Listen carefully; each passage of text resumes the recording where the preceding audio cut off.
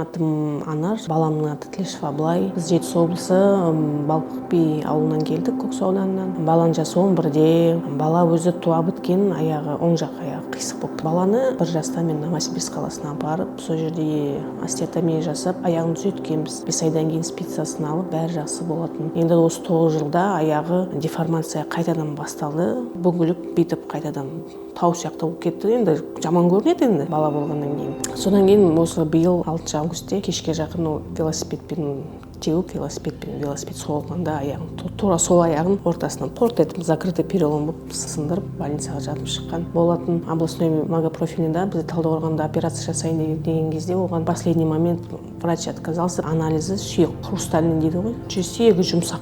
Мен операция жасалмай қойдық. Мен Алматыға бардым. Олар аппарат Елизарова қоямыз деді. Ішіне 6 спица қойып, мен одан сразу отказ бердім, потому что ол сүйектен түк қалмайды. Это стресс еще для ребенка. Одан кейін екінші детский больницаға звондап шықтым. Ол жерден маған осындай Астана қаласында многопрофильный детский бар деп номер берді врачтың, Чекинаев Ағабек Алибековичтің.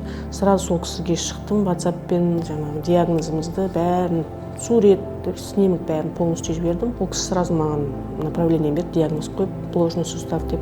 Ол айтты, келгенде бәрін түсіндіріп береміз дегеннен кейін жарайды дедім. Сразу жаңағы Талдықорғандағы областной детскийге бардым, главный врачына, травматологияның, ортопедияның бөліміне, меңгерушісіне.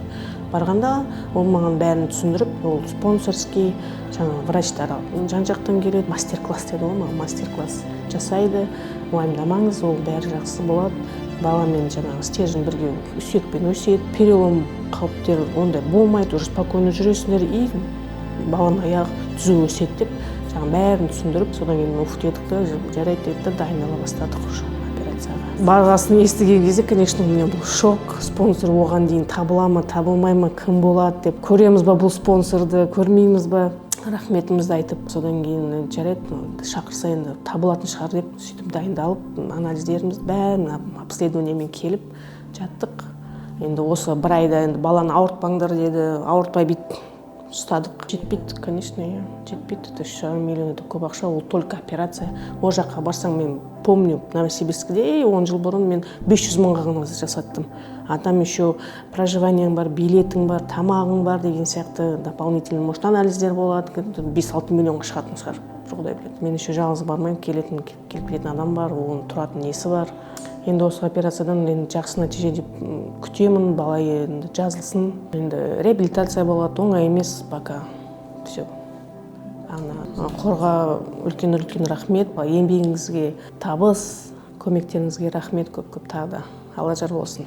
Енді Биогрупптың компаниясының қызметкерлеріне көп рахмет, отбасыларыңызда амандық, балаларыңызда денсаулық, жұмыстарыңызда табыс, салып жатқан үйлеріңіздің енді сапасы өте керемет, ешқандай минус естіген жоқпын. Мысалы, өзім Қостанайдікі болғаннан кейін, ол жақта көп үйлер, Биогрупптың үйлері мақтайды мамам.